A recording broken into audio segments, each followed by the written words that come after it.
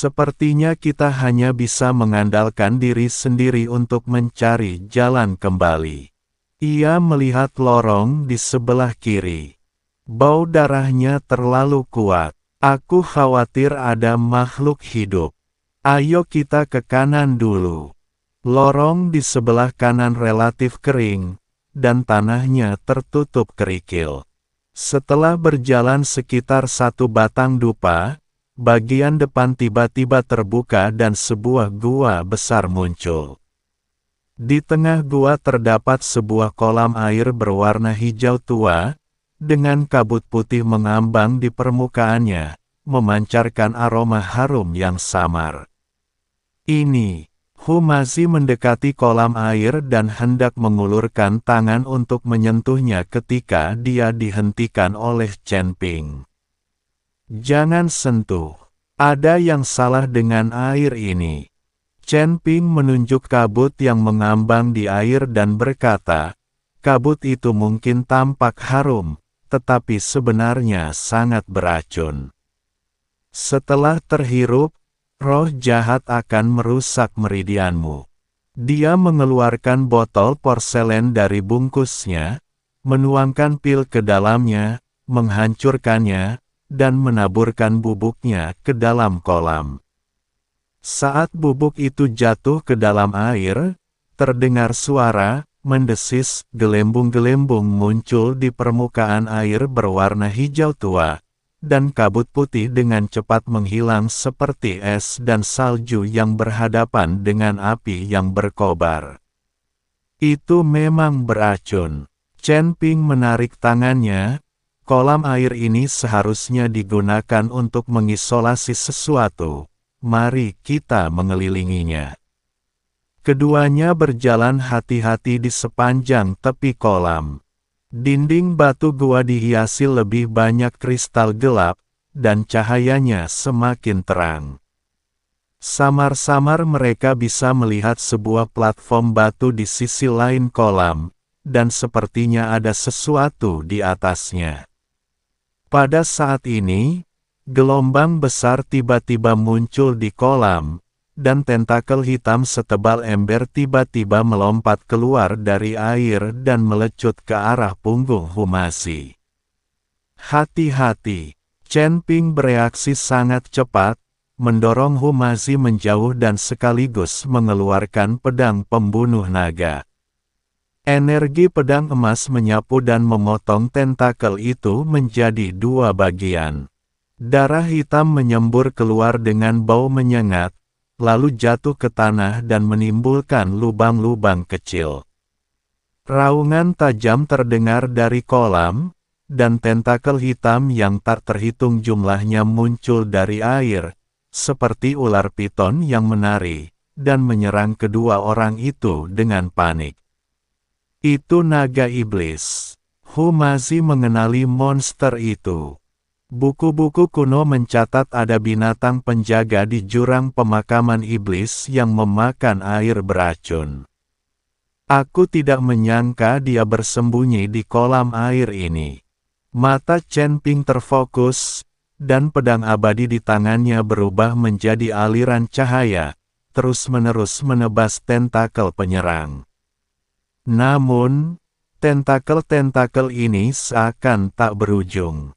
Ketika satu terputus, tentakel lain akan segera tumbuh, dan kecepatannya semakin cepat, memaksa kedua pria itu mundur berulang kali. Ini bukan solusi. Kita harus menemukan bentuk aslinya. Chen Ping berteriak, dan kekuatan spiritual di tubuhnya meledak tanpa ragu. Perisai emasnya mengembang dan menepis semua tentakel yang menyerang. Tuan Hu, coba gunakan liontin giokmu. Humazi segera mengangkat liontin giok di atas kepalanya, dan cahaya putih tiba-tiba meledak, menerangi seluruh gua seperti matahari kecil. Monster di kolam itu tampak sangat takut pada cahaya. Raungannya semakin menyakitkan dan serangan tentakelnya pun melambat. Berhasil. Humazi merasa gembira dan berjalan menuju tengah kolam sambil memegang liontin giok. Kemanapun cahaya putih itu lewat, tentakel hitam itu menarik dirinya masuk ke dalam air, dan air hijau tua itu mulai berputar, seolah-olah ada sesuatu yang mencoba mengebor keluar dari dasar air. Chen Ping memanfaatkan kesempatan itu, melesat ke tepi kolam, dan mengerahkan seluruh indera spiritualnya, hingga akhirnya terkunci pada sosok besar di dasar kolam. Itu adalah naga hitam raksasa yang panjangnya puluhan kaki, dengan sepasang tanduk melengkung di kepalanya. Matanya seperti dua lentera merah darah, menatap tajam ke arah dua orang di tepi pantai. Chen Ping mendengus dingin, dan pedang pembunuh naga menggores busur emas di udara, menebas ke arah kolam air dengan momentum menghancurkan dunia. Energi pedang jatuh ke air, menimbulkan gelombang besar. Air di kolam terbelah dua seperti selembar kain, memperlihatkan tubuh bersisik naga ajaib yang besar. Naga ajaib itu meraung marah, membuka mulutnya yang besar dan menyemburkan aliran racun hitam, menyapu ke arah Chen Ping. Chen Ping mengarahkan jari-jari kakinya dan menghindari racun itu seperti hantu. Pada saat yang sama, ia membuat gerakan tangan dengan tangan kirinya, dan teknik konsentrasi di tubuhnya mulai bekerja. Seberkas cahaya keemasan melesat dari telapak tangannya dan tepat mengenai kepala naga ajaib itu. Ah! Naga ajaib itu menjerit melengking, dan tubuh besarnya berguling-guling liar di kolam, memercikkan air yang membasahi seluruh gua. Humazi mengambil kesempatan itu untuk memaksimalkan cahaya liontin giok itu, dan cahaya putih itu menusuk mata naga ajaib bagaikan pedang tajam. Naga iblis itu menutup matanya karena kesakitan, dan tubuh besarnya kehilangan keseimbangan dan jatuh ke pantai. Sekarang, mata Chen Ping berbinar, dan pedang abadi berubah menjadi aliran cahaya, langsung menembus titik vital naga iblis. Darah hitam menyembur keluar seperti air mancur, dan tubuh naga ajaib itu bergerak beberapa kali di tanah sebelum akhirnya berhenti bergerak. Mereka berdua akhirnya menghela napas lega dan duduk di tanah sambil terengah-engah. Kekuatan naga iblis ini sebanding dengan kultivator tingkat 3 di alam abadi bumi. Humazi menatap mayat di tanah dengan rasa takut yang masih tersisa. Jurang pemakaman iblis baru saja dimulai, dan ada binatang penjaga yang begitu kuat. Aku khawatir itu akan lebih berbahaya nanti. Chen Ping bangkit berdiri, berjalan ke arah bangkai naga ajaib itu, mengulurkan tangannya dan meraba-raba kepalanya sejenak, lalu mengeluarkan ramuan batin berwarna hitam. Ramuan batin itu memancarkan aura iblis yang kuat, tetapi energi yang terkandung di dalamnya amat murni. Ramuan batin ini mungkin berguna. Chen Ping menyimpan ramuan batinnya dan berkata, meskipun energi iblis itu kuat, energi itu dapat dimurnikan dan juga dapat membantu meningkatkan kekuatan kita. Mari kita istirahat dulu, memulihkan kekuatan kita, lalu melanjutkan perjalanan. Ia memandang panggung batu di seberang kolam. Cahaya di sana tampak lebih terang daripada cahaya di sekitarnya. Jadi ia berpikir pasti ada sesuatu yang tersembunyi di sana. Dan naga iblis ini mungkin adalah penjaga panggung batu. Air di dalam gua berangsur-angsur kembali tenang setelah kematian naga ajaib, tetapi permukaan air yang awalnya berwarna hijau tua kini memiliki warna hitam samar dan mengeluarkan bau amis yang lebih kuat. Chen Ping bermeditasi di tepi kolam, mengatur napas, dan berlatih teknik konsentrasi untuk menyerap roh jahat di sekitarnya guna memulihkan kekuatan spiritual yang baru saja hilang. Hu masih dengan penasaran berjalan ke panggung batu di seberang tepian. Panggung batu itu tertutup lapisan debu tebal, dan di atasnya terdapat sebuah kotak perunggu. Permukaan kotak itu diukir dengan rune yang sama seperti pada liontin Giok Wijen, tetapi lebih rumit dan canggih. Tepat saat ia hendak meraihnya, Chen Ping menghentikannya. Jangan bergerak. Ada pembatas di kotak ini. Chen Ping mendekat dan mengamati dengan saksama rune pada kotak perunggu itu, sedikit mengernyit. Ini adalah susunan segel keluarga Hu. Sepertinya kotak ini memang ada hubungannya dengan keluargamu. Orang-orangku meninggalkannya. Hu masih terkejut sekaligus gembira. Apa isi di dalamnya? Sulit untuk mengatakannya. Chen Ping mengumpulkan jejak kekuatan spiritual di ujung jarinya dan dengan lembut menyentuh rune di permukaan kotak. Rangkaian rune ini mungkin tampak sederhana, tetapi sebenarnya mengandung misteri. Begitu dibuka paksa, bisa memicu serangan balik. Pernahkah kau melihat susunan rune serupa? Hu masih berjongkok dan meletakkan liontin giok di samping kotak. Cahaya putih pada liontin giok bergema bersama rune pada kotak dan mulai berputar perlahan. Rune ini, aku pernah melihatnya di ilustrasi buku-buku kuno klanku. Sepertinya ini adalah susunan rune untuk verifikasi garis keturunan. Hanya garis keturunan klan Hu yang bisa membukanya. Ia mengikuti metode yang tercatat dalam kitab-kitab kuno dan meneteskan darah dari ujung jarinya ke liontin giok tersebut. Liontin giok itu langsung memancarkan cahaya menyilaukan dan menyatu dengan kotak perunggu. Tulisan-tulisan pada kotak itu tampak hidup, mengalir mengikuti jalur cahaya, menimbulkan suara, klik, pelan dan terbuka perlahan. Tidak ada emas, perak atau perhiasan di dalam kotak itu, hanya gulungan kulit binatang yang menguning dan sebuah token hitam. Beberapa baris karakter kuno ditulis pada kulit binatang dengan tinta merah tua, dan kata Hu terukir di token tersebut.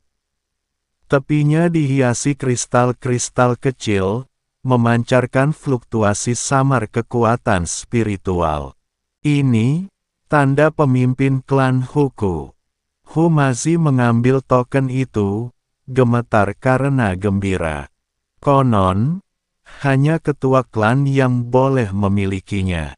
Aku tidak menyangka akan menemukannya di sini.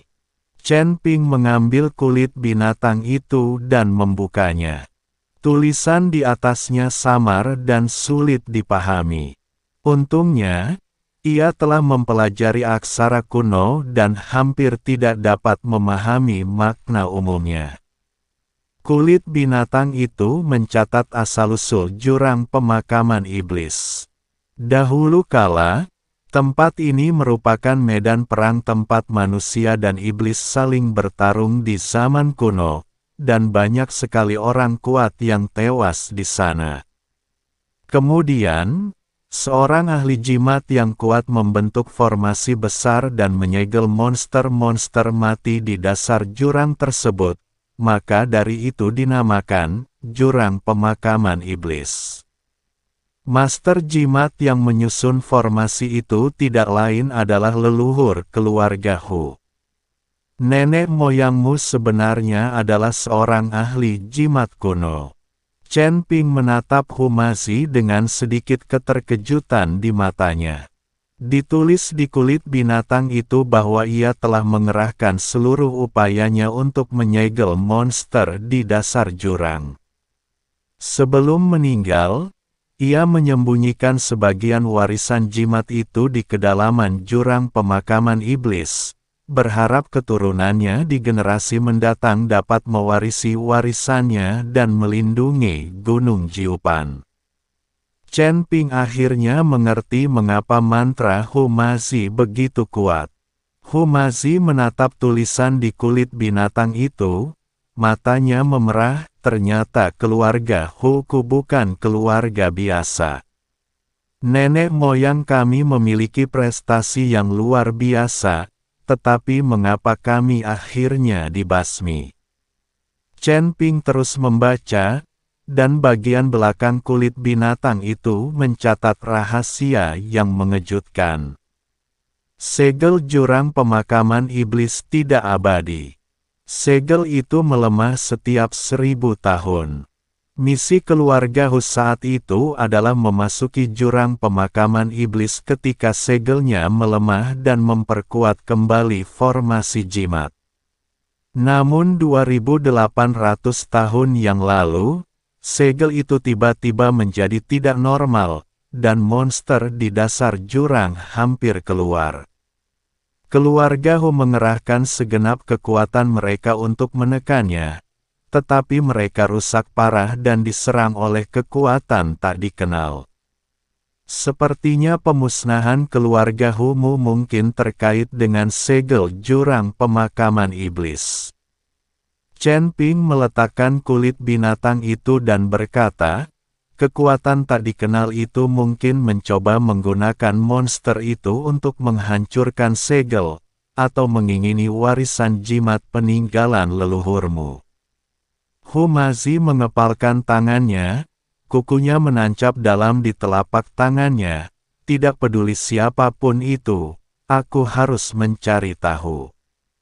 Dia dengan hati-hati menyimpan tanda kebesaran sang patriark dan kulit binatang itu, seolah-olah dia sedang memegang harapan seluruh keluarga. Chen Ping mengarahkan pandangannya ke kedalaman gua, di mana ada pintu batu sempit dengan rangkaian simbol yang sama terukir di atasnya seperti kotak perunggu. Sepertinya ini pintu masuk yang sebenarnya. Ayo pergi. Dengan token pemimpin klan, susunan jimat di gerbang batu runtuh dengan sendirinya, dan mereka berdua berhasil memasuki area berikutnya. Ini adalah koridor panjang dengan rune yang diukir di dinding batu di kedua sisinya. Berbeda dari yang terlihat sebelumnya, rune ini memancarkan cahaya keemasan redup dan jelas merupakan peninggalan para master rune manusia. Rune-rune ini dapat mengusir roh jahat. Sepertinya rune-rune ini diturunkan oleh leluhurmu. Chen Ping mengulurkan tangan dan menyentuh rune-rune itu, merasakan kekuatan lembut mengalir ke tubuhnya. Dengan rune-rune ini, kita seharusnya bisa menghindari sebagian besar bahaya. Di ujung koridor terdapat sebuah ruangan batu besar. Di tengahnya terdapat sebuah prasasti batu setinggi 3 meter yang diukir dengan rune padat dan bersinar dengan cahaya yang menyilaukan.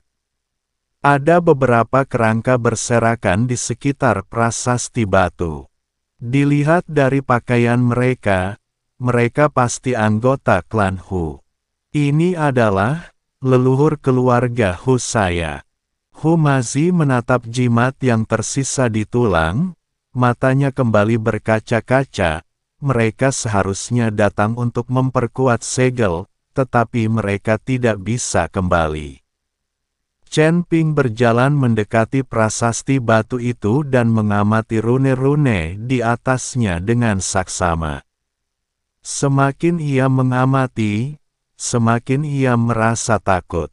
Susunan rune ini sangat indah, mengandung kebenaran hakiki langit dan bumi, jauh melampaui pemahamannya tentang seni rune. Dia mencoba menyelidiki kesadaran spiritualnya ke dalam rune, dan benar-benar merasakan aliran informasi yang besar mengalir ke dalam pikirannya, yang semuanya adalah wawasan dan teknik tentang jalan rune.